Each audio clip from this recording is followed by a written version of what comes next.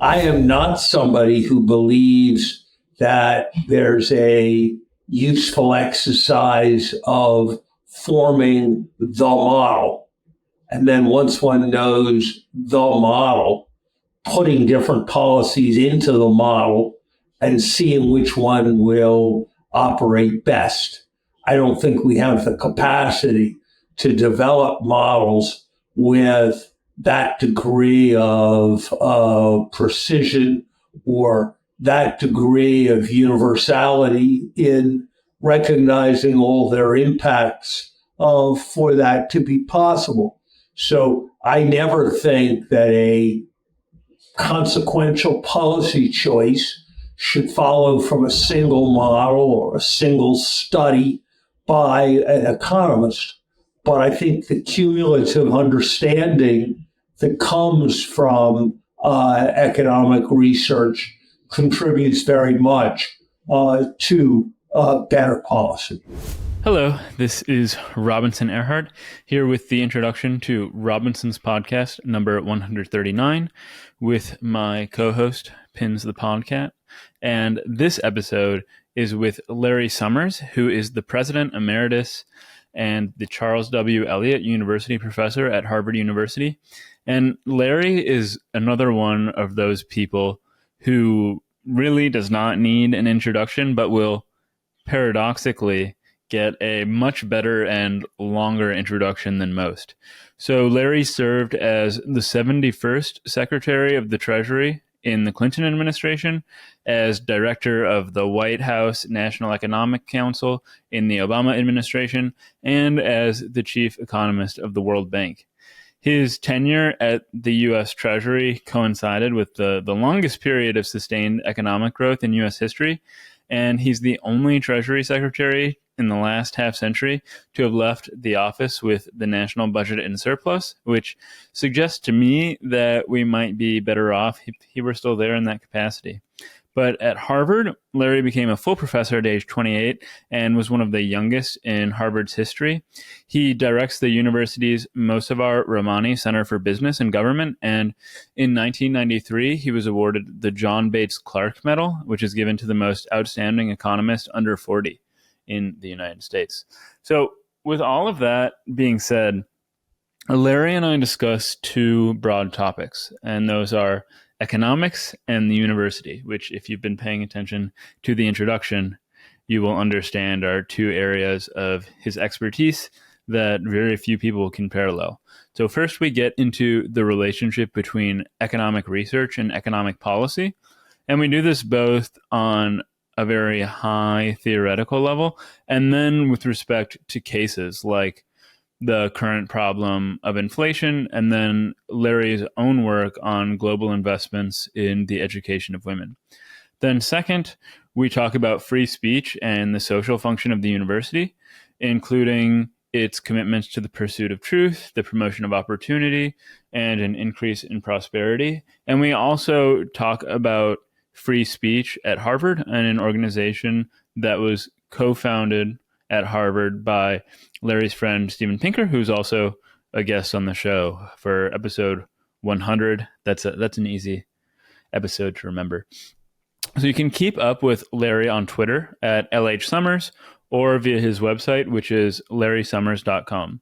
So on my end, likes, comments, subscribes, reviews, follows, they are always very much appreciated. And the last thing I will leave you with is a quote from Larry's 2006 Harvard commencement address, which I have pulled up. And I think it goes well, not just with the theme of our conversation, but the theme of this podcast, as it has spanned some 130 or 40 episodes so far. And what Larry said was, Our world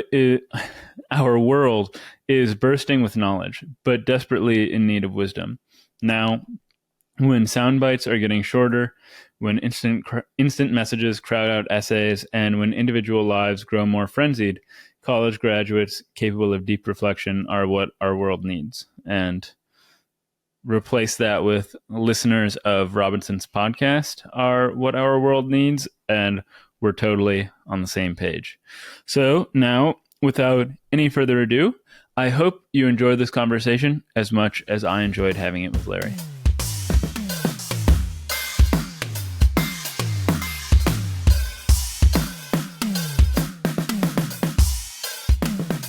I'd like to begin by discussing the interplay between theory, research, and policy in economics in the abstract. And quite broadly, given your experience, how ought economic research to inform economic policy? And while this might seem like a banal question, I think it's serious. And one reason I bring it up is that I've done a number of episodes on Marx, communism, and socialism, which are of immense historical interest. But so far as I can tell, many of the proposed policies that emerge from contemporary Marxist economists are not only dictated by theory at the expense of research, they're actually insensitive to both research and historical developments.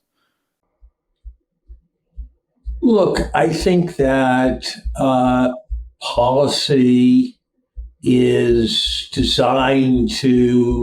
should be designed to achieve the best possible outcomes, and one's ability to influence the system successfully depends on an understanding of how that system operates and what is a way of understanding the way in which it evolves and how its evolution is altered by various kinds of interventions. And ultimately, that's what economic research does with respect to the economy.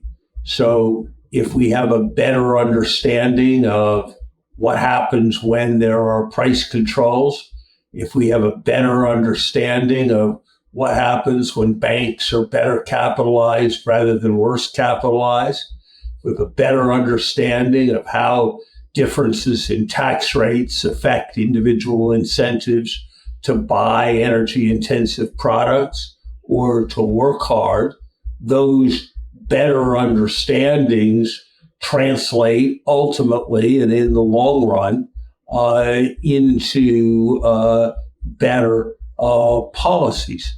We have nothing to learn from except the past. And so better and keener understandings of history and the forces that have shaped it contribute to wiser policies that do more to avoid the mistakes of the past and do better in learning the lessons of the past. And so in those ways, I think of the broad enterprise of economic research as contributing over time to better outcomes, to both the design of different policies and to the better implementation of broad policy concepts that have been set. I am not somebody who believes that there's a useful exercise of forming the model. And then once one knows the model, putting different policies into the model and seeing which one will operate best. I don't think we have the capacity to develop models with that degree of precision or that degree of universality in recognizing all their impacts for that to be possible. So I never think that a consequential policy choice should follow from a single model or a single study by an economist. But I think the cumulative understanding that comes from economic research contributes very much to better policy. So you said that policy should be designed for the best possible outcome, and then presumably somebody like you and Jerome Powell have a similar best possible outcome in mind. And since we don't, as you mentioned, have the capacity to produce models of sufficient sophistication to test cases out beforehand, but you two also presumably agree on the research, perhaps the underlying theory. How is it that you two might arrive at different conclusions? What other factors are at play here beyond just the research or the theory? Well, I think there are two different set of issues that come in there. One set of issues involves different values. If policy A will lead the average level of incomes to be 3% higher, but will lead carbon emissions in the air to be 10% higher, and policy B will lead to lower carbon emissions and lower incomes and purchasing power for people, then it becomes a matter of values rather than a matter of purely analytical decision making. Of course, those kinds of considerations come in with respect to fairness. How should one think about a policy that adds $1 million to the income of people with incomes over $200,000 versus a policy that adds $10,000 to the income of people with incomes of $25,000? So there are questions of values that often drive disagreements, even if there's a relatively common view as to what the impacts are going to be. And then operating with the same body of evidence and looking at the same history, different people will come to different conclusions about what the impact of a given set of policies is likely to be. So a couple of years ago, I was strongly of the view that there were real risks that the very large stimulus proposals put in place, along with the zero interest rate policies being pursued, would generate substantial inflation. Others had the view, based on their reading of history, that that was much less likely, and that those stimulus policies were extremely unlikely to generate substantial inflation. So even if one has a broadly similar set of statistical tools, the data are not clear enough to permit definitive judgment as to which way to do forecasts are right. And I think both those elements enter into policy-making judgments. Yeah, as an outsider to economics, when I view these disputes in the media, they often seem utterly intractable. And while I can understand that there's probably much more room for debate around the interpretation of data and history, when there's a dispute in values, it is much more difficult to adjudicate, and they're sort of irreconcilable. And that's a lot of what you see in the news cycle. But I actually think that a lot of the issues are actually not really issues of values, but are issues of assessing consequences. You know, some people believe that higher tariffs will lead to greater job creation, less job disruption, and no substantial adverse consequences for working people as a group.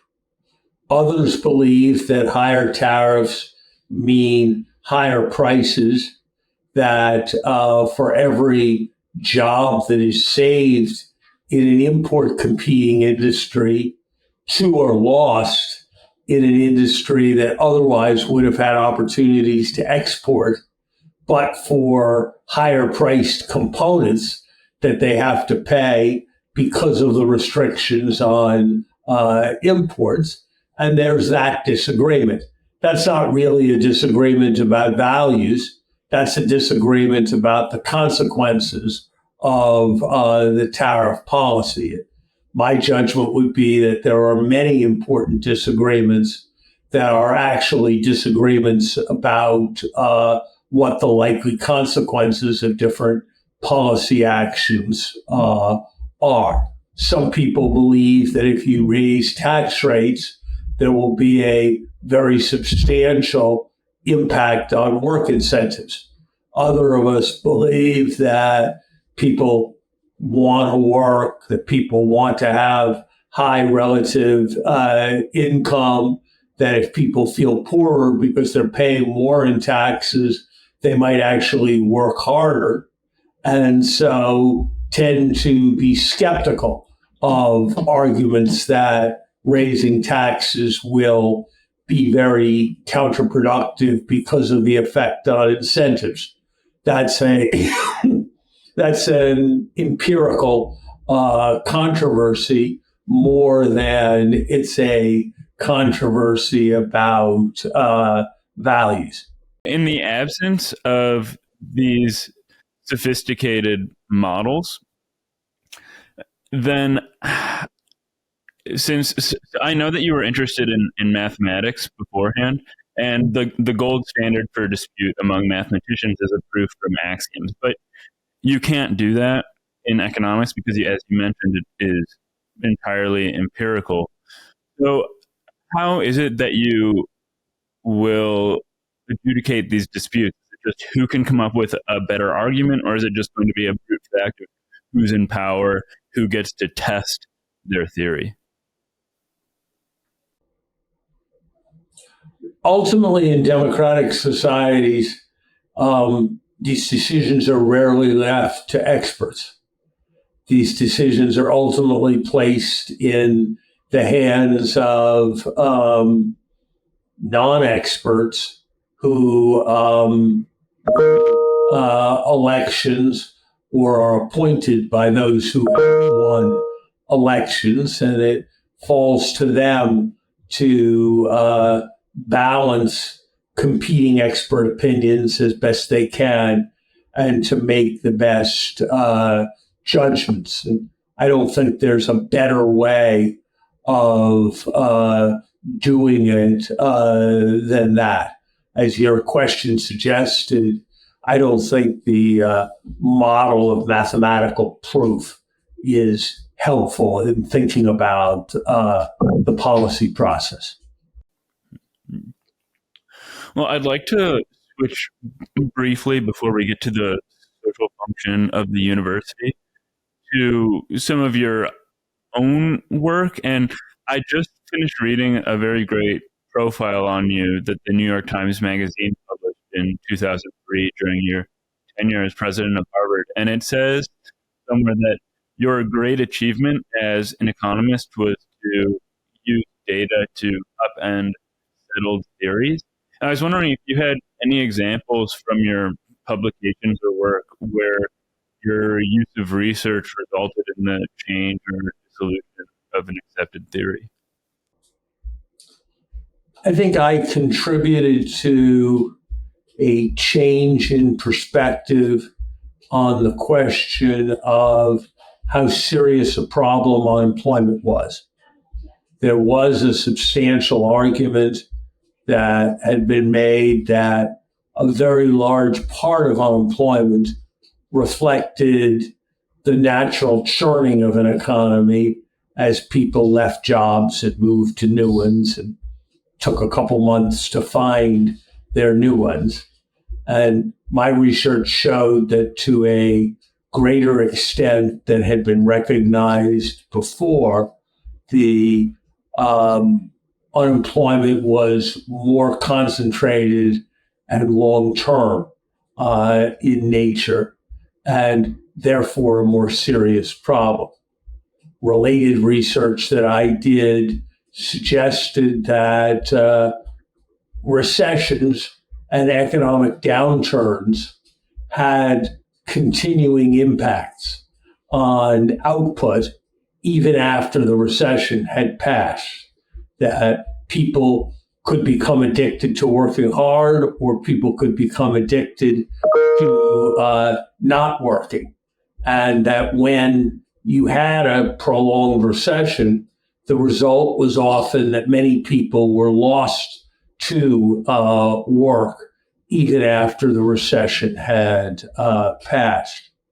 In a quite different stream of work, I had looked at financial markets in some detail, and mine was part of a stream of research suggesting that the view that markets aggregated all opinions and reflected best guesses was a rather overdone view, and that markets often could be wrong and could be wrong for substantial periods of time, and that the idea that they sometimes would be wrong was not really inconsistent with the logic of economics. That in a world where there were some irrational people and some rational people, but everybody was risk averse, the rational people would not be able to completely overwhelm the irrational people in terms of setting market prices. And so I think in those kinds of ways, my research tended to suggest that if you could do it in carefully circumscribed ways, that it would be desirable for governments to be more active in steering economies. At the same time, I also think it is important to recognize that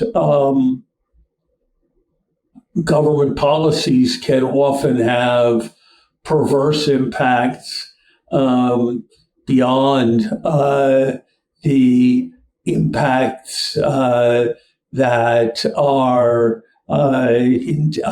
intended in other work on unemployment insurance, for example. I pointed up some of those effects.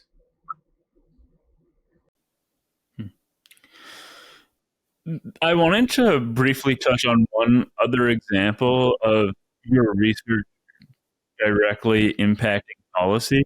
And in 1994, you published an extended work called Investing in All the People, educating women in developing countries about the paramount importance of improving women's education globally. And beyond relating to issues of diversity and equity that might come up in a few minutes when we move to the purpose and social function of universities, I think this text is a great example of how research can impact policy. Can you lay out just how the ideas here are connected? My research assistance on that paper was a then very young woman who had recently graduated from Harvard named Sheryl Sandberg. And I looked at the impact of primary education of girls and looked at countries where the gender gap in education was small versus countries where the gender gap in primary education was large. And the conclusion was very strong, both from direct studies within countries that compared villages and from analysis across countries, that where girls were better educated in the previous generation, in this generation, families were healthier, happier, and smaller, and that prosperity came to a greater extent. And that reflected the fact that women were more empowered when they had been educated as girls, and that made them better mothers, that made them better contributors to the economy, that made them better stewards of land, who were less likely to over farm it, and that led them to contribute to societies that then did more for the next generation of children. And so the conclusion of that research was that educating girls was probably the highest return investment available in the developing world at that time. And I think it's fair to say that that research was part of a process that led to a substantial orientation in World Bank and other development agency programs towards investment in primary education in general and in the investment in girls in particular. And I think what we found in that research echoed what many, many people believed, but the discovery of that in a rigorous analytical way, coming from a source that was seen as rather technocratic and growth-oriented, rather than unnatural to come with feminist conclusions, gave the research substantial extra weight in terms of the policy process. And so I'm proud to have been part of that research. Mm-hmm.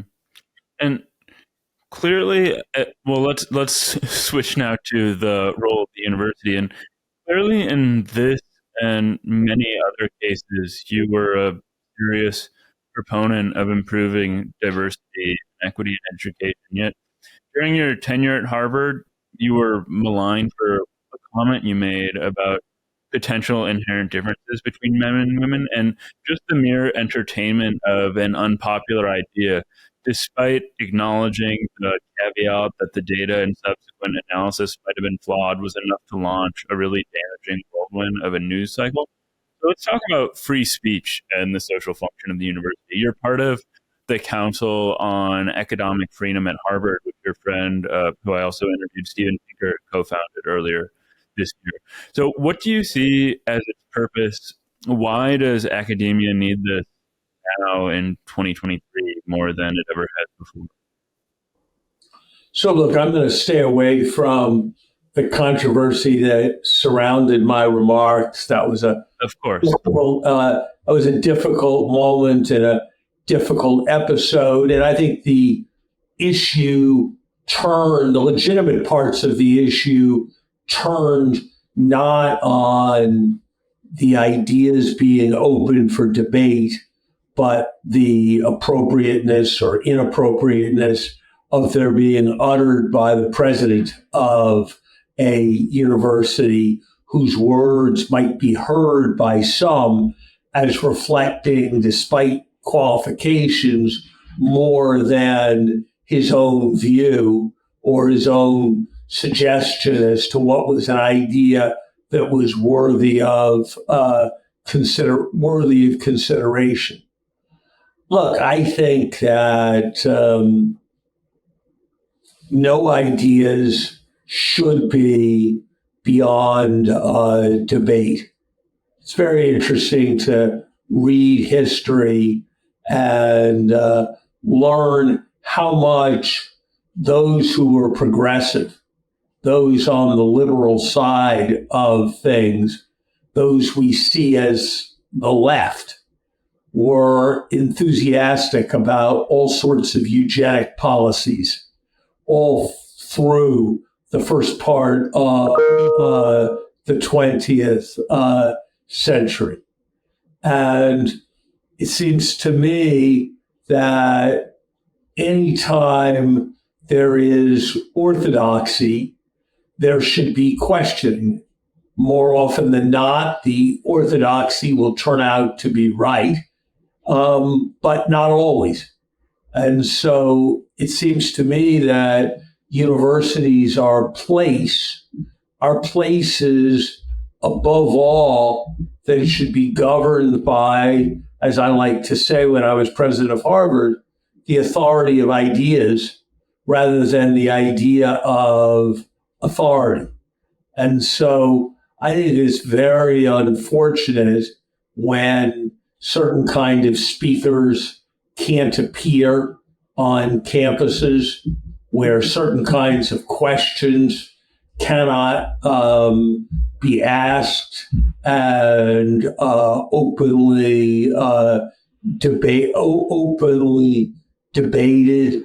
I think it's very unfortunate when there are cultures where people are shunned for asking questions or attempting to examine how strong the evidence is for certain kinds of propositions. And that's why I think these various free speech efforts, like the Council on Academic Freedom at Harvard that you mentioned, like the group Foundations and individual rights in education, FIDER, on whose advisory board I have long served, are so very very important. That's why I think it's a matter of concern when certain kind of ideas are held to be things that polite people don't consider. By the way, I think this is a threat. This is not a partisan issue or an issue with a single direction. There have certainly been examples in Ivy League institutions and in certain of what are thought of as elite universities of non-politically correct or non-woke ideas being treated as outrageous and of conservative speakers being shouted down. There have also been examples, I think, of the state of Florida, where people have tried to ban theory education in American history that emphasizes the sin of slavery, or theories suggesting that racial discrimination has been a central theme in American history. And I think those kinds of efforts are outrageous as well. This is a long tradition in American life. Perhaps the most famous episode is the Scopes trial, where there were efforts made to keep the teaching of evolution out of public school curricula, issues which continue to this day in some states. So I am someone who just believes that the more open the debate, the better the conclusions will be, that the answer to offensive speech is not banning it, but is alternative, more persuasive speech, criticizing it, attacking it, even mocking it. And I think these are very much two-sided issues. Mm-hmm. So I read a number of your speeches from your time at Harvard and afterward, and they're all very good, very well written. I wanted to ask you about speech writing. I don't think we'll have time, but it's worth repeating or quoting a couple of things from those. The first you already mentioned is that universities excel when they're governed by the authority of ideas rather than the idea of authority. That was really nice. And then something that you just said was that you wrote in a speech, or you said it, that the only antidote to dangerous ideas is strong alternatives vigorously advocated. I thought that was also great. But Now, connecting more broadly to the purpose of the university, I think connecting to free speech is this notion of truth, and the university is dedicated to the pursuit of truth. Harvard, with Veritas, perhaps best epitomizes this idea. But I mean, you helmed the world's leading university for a number of years. How did you view the purpose of a university then and its mission? And has that changed much at all in the intervening time? I think I saw the mission of the university as really being twofold, to um, prepare students to live substantial lives in the dimensions of thought in the way in which we educated them, and to be sources of greater understanding and comprehension of the world we lived in, because that would lead to all kinds of benefits, whether it was new technological innovations or new conceptions of what fairness represented, or better understandings of what types of social institutions worked best. And I think I believe then, as I believe now, that those objectives are best advanced through maximally open debate.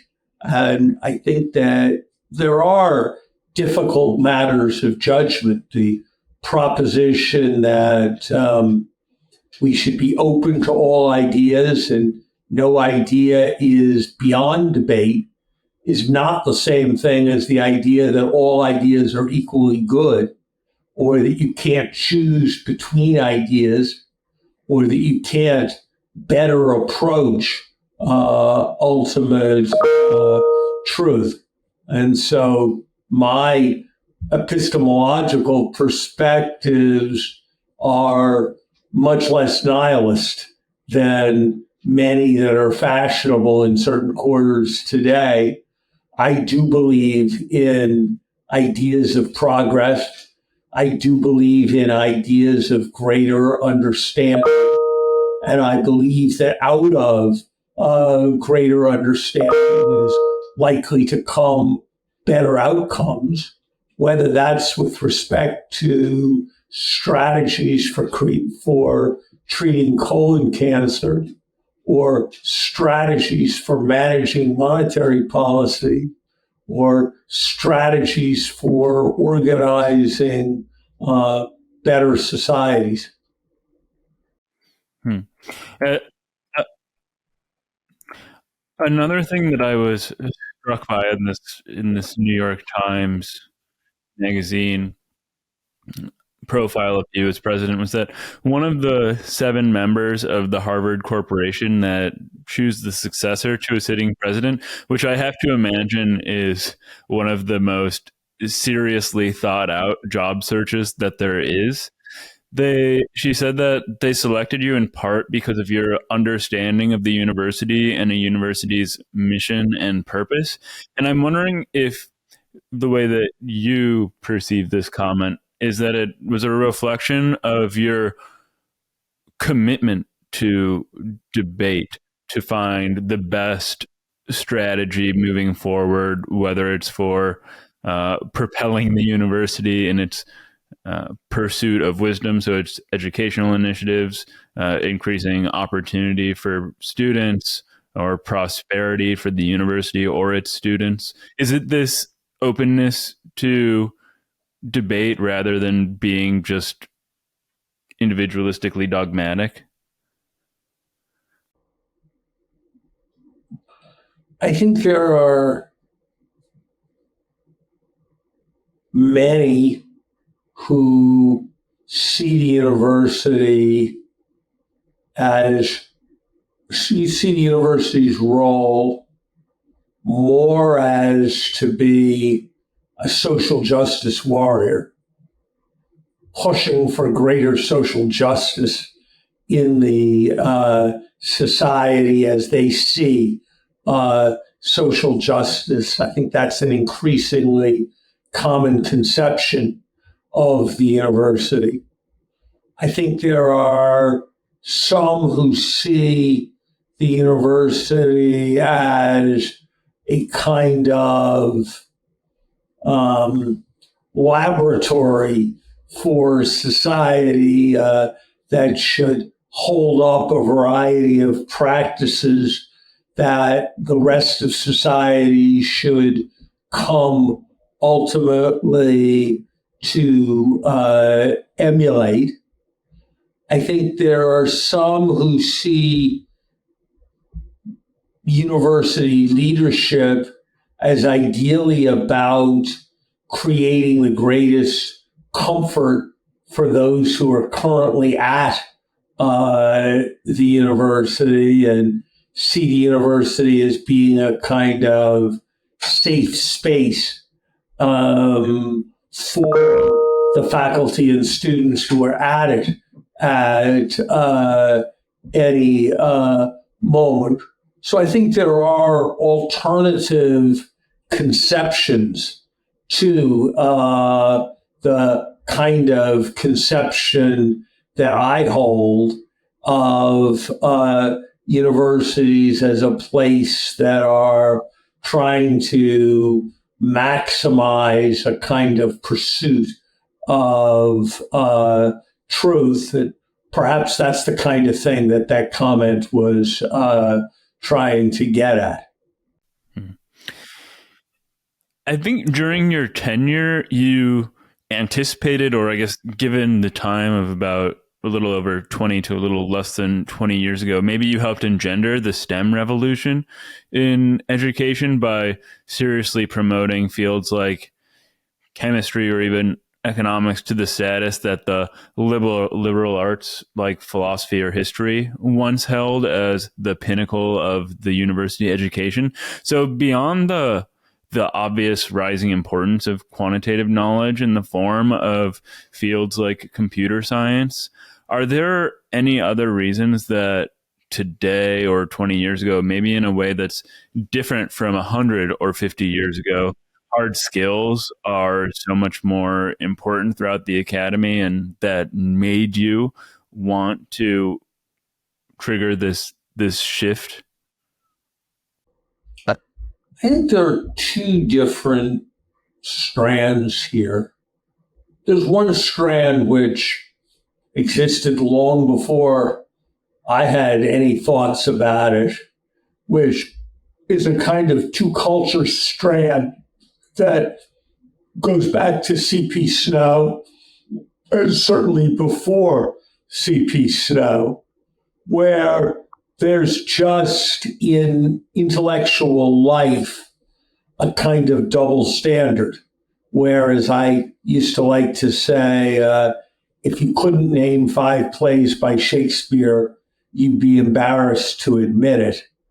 But if you don't understand the difference between exponential and arithmetic growth, or between a chromosome and a gene, you thought it was kind of charming and a subject that could be left to technocratic experts.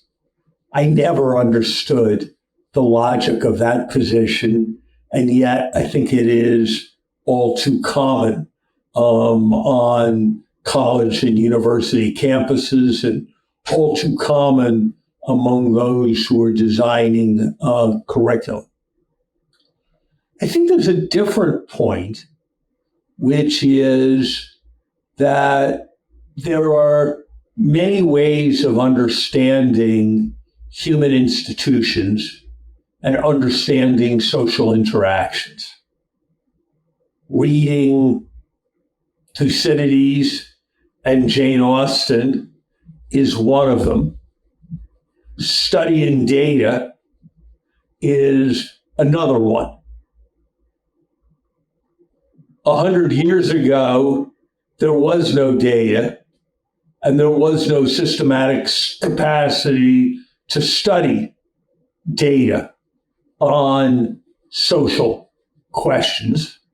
And so our tool was studying great texts. It doesn't denigrate the study of great texts in any way to point out that we now have new tools. And those new tools make analytical approaches, make modes of study that were previously unavailable to us available. And so it stands to reason that with the development of those new tools, that the balance of what is studied should evolve.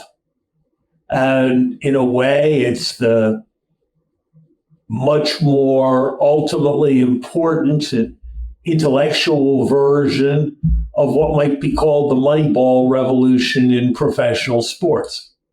It used to be that there was no alternative to experienced people with great experience in the sport forming their best judgment based on their experience, looking at different players or making judgments about what the right strategy is.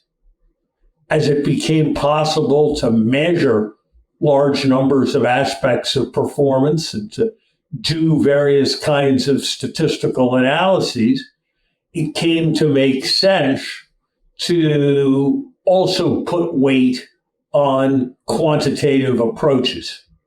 And that's what I think of as going on with respect to a broader range of questions. And it seems to me hard to resist the idea that whatever was appropriate before quantitative analytical methods existed, something different is appropriate once they do exist. And that's not to denigrate other forms of knowledge.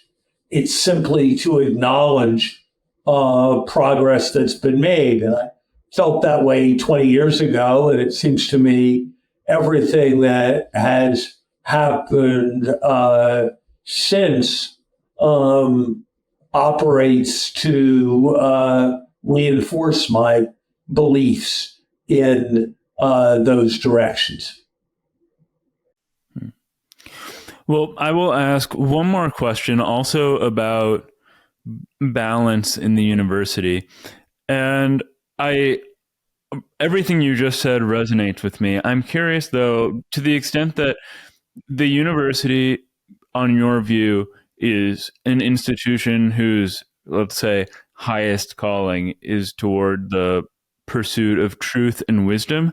How do you see the optimal balance between education and research? Because both one involves the dissemination of truth and the training of the world's next thinkers and truth producers. And then the other is the actual producing of truth. How should this dynamic look optimally in a university? I think there's a lot of evidence that the two go together. I think there's a lot of evidence that the need to teach the next generation is a stimulus to creative thought, that often the best teachers and the best researchers are the same people. And so I think it's natural that there's been a coming together of the education and the research function. I do think that the modern university is strained by differences in balance. If one thinks about the ratio of research that needs to be done on Shakespeare to the need for a next generation to be taught about Shakespeare, it's probably very different than the amount of research that can be done in quantitative genetics that is useful relative to the number of people who need to be taught rigorous quantitative genetics. And so the idea of the university as a universe of scholars, all of whom do substantial teaching and substantial research, I think is under increasing challenge. And I don't think that's just a decay of something wonderful. I think that's a reflection of the forces that are coming from progress. And that's why you're seeing, on the one hand, more and more teaching, more and more roles in leading universities that are dominantly about teaching. And you're seeing more and more roles on the other hand. Think about the number of biomedical scientists in medical schools who rarely enter classrooms that are increasingly about research. And I think as one thinks about the university as an institution, this tension is going to be increasingly important going forward. And I think there's probably been some reluctance to face up to it in the spirit of unity. I think there's been a tendency for those who concern themselves with the internal dynamics of universities and with definitions of core curricula or of what constitutes a liberal arts education to be those who are more in the humanities, perhaps because they are engaged in fewer external pursuits. I used to be struck when I attended a faculty meeting. About a third of the Harvard Arts and Sciences faculty was in the humanities, a third was in the social sciences, and a third was in the hard sciences. That of those who attended, faculty members, perhaps 3/4 were in the humanities. And I think that creates a certain complexity for the definition of liberal education and for the definition of mission in universities going forward. On the other hand, I'm very sympathetic to the argument that there are many places where biology research will be done. Novartis will do it. Pharmaceutical companies will do it. The Massachusetts General Hospital will do it. There are many places where research in the physical sciences will be done. All kinds of military-sponsored institutes will do it. There are many places where research on economic questions will take place. Think of the world central banks and finance ministries, whereas the responsibility to maintain and perpetuate the humanistic tradition is a responsibility that sits more uniquely with universities. And so it's very, very important that in any kind of rush for relevance or connection or immediate impact, that be recognized. I'd like to return just briefly before we finish to the mission of the university, truth, free speech, and this possible role that some people see for social justice. And maybe we should take anti-Semitism as an example, since it's long been a focus of your public-facing communication. And anti-Zionism certainly is a major part, I think, of university culture these days across the board, and something you notably opposed as president of Harvard. And How do you view the situation today, 20 years later, where free speech hangs in the balance? Where do questions of divestiture fit in, or questions of hate speech, or the university having some sort of obligation to protect students from feeling offended or maybe endangered in certain cases? I've got a pretty clear set of views. I believe strongly in free speech. I don't think that any speech should be banned. Anyone who wants to call for divesting endowments in Israel should be free to do that. Anyone who wants to advocate for positions that would involve the elimination of the Jewish state should be permitted to advocate for those positions. I think it's the responsibility of university administrators to prevent the university being instrumentalized in support of any political cause, and certainly not highly problematic and anti-Semitic political causes. And that's why I spoke out very strongly against the proposal that Israel and only Israel be the object of a divestiture movement from the Harvard endowment. More broadly, the center of my thinking on this is that academic freedom does not include freedom from criticism. And views that are offensive or problematic should not be beyond criticism. Indeed, it's the responsibility of those who disagree with them, and especially of those who see them as noxious, to be very critical of them. And that's why I have never questioned anybody's right to express any opinion, but I have also not held back from sharing my views about speech that I regard as ill-informed or morally problematic, and expect that I will continue to do so in the future.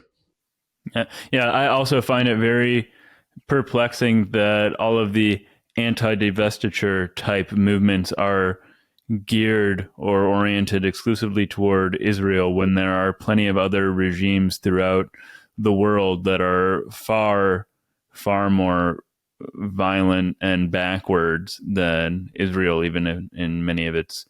I think as the State Department definition of anti-Semitism, which has been endorsed on a bipartisan basis by state departments when we've had a Democratic president or when we've had a Republican president, makes clear, it is the application of a double standard towards Israel relative to other countries that makes the taking of anti-Israeli positions into potentially suspect anti-Semitism. Well, Larry, this has been a serious pleasure and an honor. Thank you so much for taking the time to have this conversation with me. Thank you. Bye-bye. Hold on. If you haven't subscribed, liked, commented, or reviewed, that would be so helpful. And if you haven't yet, you could also follow me on Twitter and Instagram at Robinson Earhart.